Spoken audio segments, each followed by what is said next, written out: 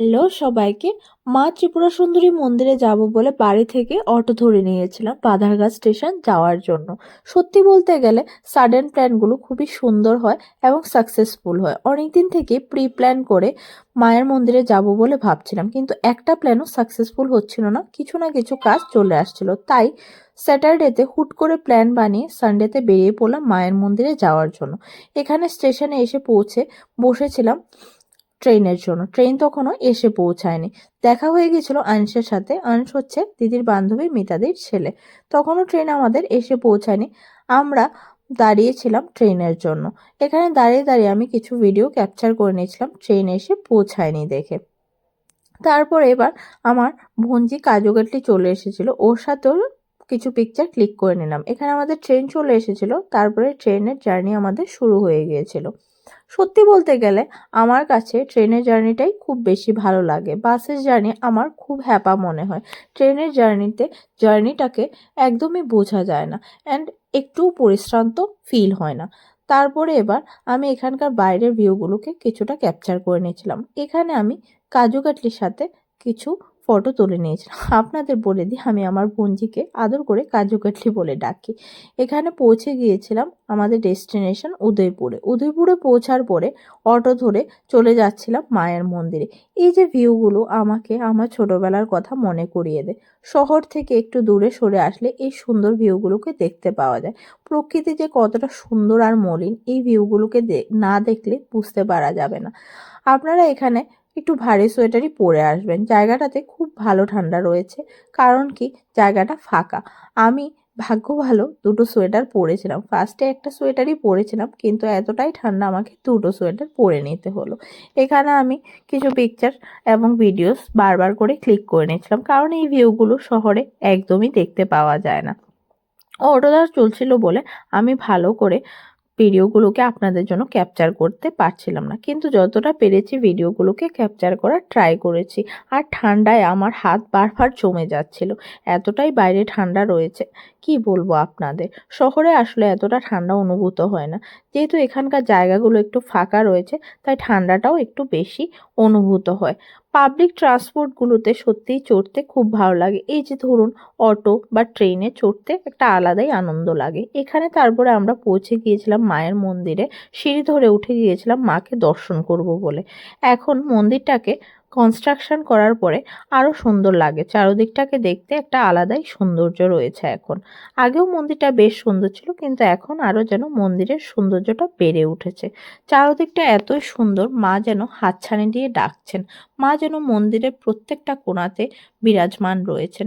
এখানকার প্রকৃতি, এখানকার চারপাশটা মায়ের অনুভূতিটাকে বারবার করে প্রকাশিত করে তোলে এর প্রকৃতির যে মলিনতার মাধ্যমে। আমি এখানে দাঁড়িয়ে বাইরের দৃশ্যটাকে একটু ক্যাপচার করে নিচ্ছিলাম। মায়ের জন্য তখনও আমরা অপেক্ষায় দাঁড়ানো লাইনের মধ্যে। লাইনটা অনেকটাই লম্বা ছিল, যেহেতু রবিবার অনেক মানুষ পৌঁছে গিয়েছিলেন পুজো দেওয়ার উদ্দেশ্যে।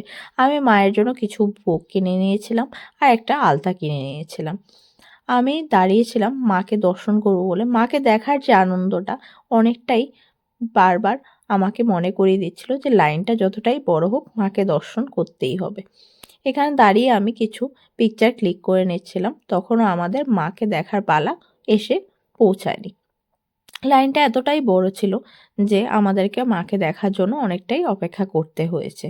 এখানে দাঁড়িয়ে আমি চারদিকে ভিডিওটাকে তুলে ধরছিলাম। প্রকৃতি যেন হাসছে এবং মায়ের অনুভূতিটাকে বারবার করে প্রকাশিত করছে। চারদিকটা এখানে খুব একটা শান্তি রয়েছে। যতবারই আসি ততবারই মনে হয় আমি জায়গাটাকে নতুন করে দেখছি, নতুন করে শিখছি, নতুন করে জানছি।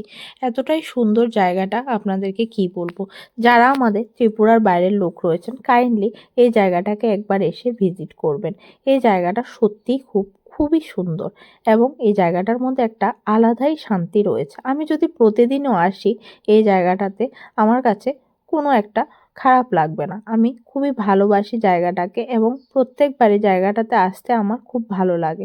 আমি যখনই উদয়পুরের কথা ভাবি আমার মায়ের মন্দিরের কথাটাই মাথায় আসে।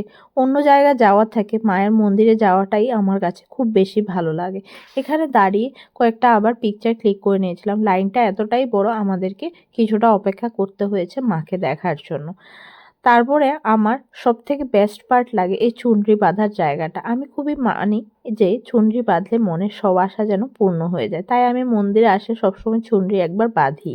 এখানে চুনরি বাঁধার জায়গাতে কিছু ঘন্টা লাগানো ছিল, ওগুলোকে আমার ভঞ্জি বারবার বাজিয়ে দিচ্ছিল।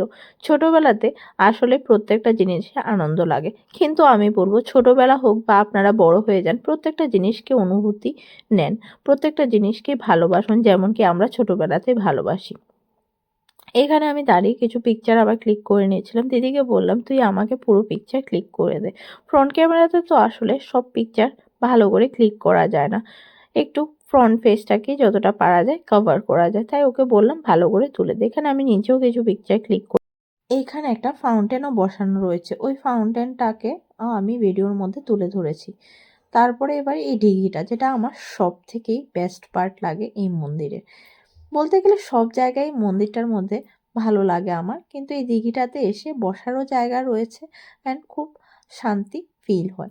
এখানে কাজু কাটলির সাথে আবারও কিছু পিকচার ক্লিক করে নিয়েছিলাম, আর সবার সাথেও কিছু পিকচার ক্লিক করে নিয়েছিলাম। কাজু কাটলি বেলুনটা নিয়ে আমি কয়েকটা পিকচার ক্লিক করে নিয়েছিলাম। আমার কাছে পিকচার ক্লিক করতে খুবই ভালো লাগে। নিজে তুলি আর কেউ আমাকে তুলে দিক, পিকচার একটু সুন্দর উঠলেই আমার হয়ে যায়। আর এখানে পৌঁছে গিয়েছিলাম আমার গুরুদেবের মন্দিরে, যেটা দিঘির ওপারে রয়েছে। আমি রাম ঠাকুরের দীক্ষিত, কিন্তু গুরুদেবের মন্দিরে সবসময় যাওয়া হয়ে ওঠে না। তাই ভাবলাম যেহেতু রয়েছে এখানে মন্দিরটাকে একটু দর্শন করে নিই। মন্দিরটার আর্কিটেকচারগুলো খুবই সুন্দর রয়েছে, প্রত্যেকটাই খুব ভালো করে এবং সুন্দর করে বানানো হয়েছে। প্রত্যেকটা ডিজাইন যে দেয়ালের মধ্যে খচিত করা হয়েছে, খুব সুন্দরই রয়েছে প্রত্যেকটা জিনিস। এই জায়গার ভিডিও আমি ক্যাপচার করে নিয়েছিলাম। মণ্ডপটার ভিডিও ক্যাপচার করার পরে আমি সামনের দিকে এগিয়ে গিয়ে গুরুদেবকে দর্শন করার জন্য যাচ্ছিলাম। গুরুদেবের যে সিংহাসনটা রয়েছে এই মন্দিরে, ওটাও খুব সুন্দর, কাঠের মধ্যে ভগবান শ্রীরামের মূর্তি খচিত করা রয়েছে। তারপরে ঠাকুরের কিছু পিকচার তুলে নিলাম, এরপরে নিজেও কিছু দাঁড়িয়ে পিকচার তুলে নিলাম। মন্দিরটার মধ্যে একটা আলাদা শান্তি রয়েছে। এখানে কিছু ফুল রয়েছিল, আমি ফটোগ্রাফি করতে খুব ভালোবাসি, তো ফুলগুলোরও আমি কিছু পিকচার তুলে নিয়েছিলাম। তারপরে আমরা সবাই মিলে মা ত্রিপুরা সুন্দরী মন্দিরে কিছু পিকচার ক্লিক করেছিলাম। এখানে আমার জার্নি শেষ হলো। আমার ভিডিও কেমন লাগলো কাইন্ডলি একটু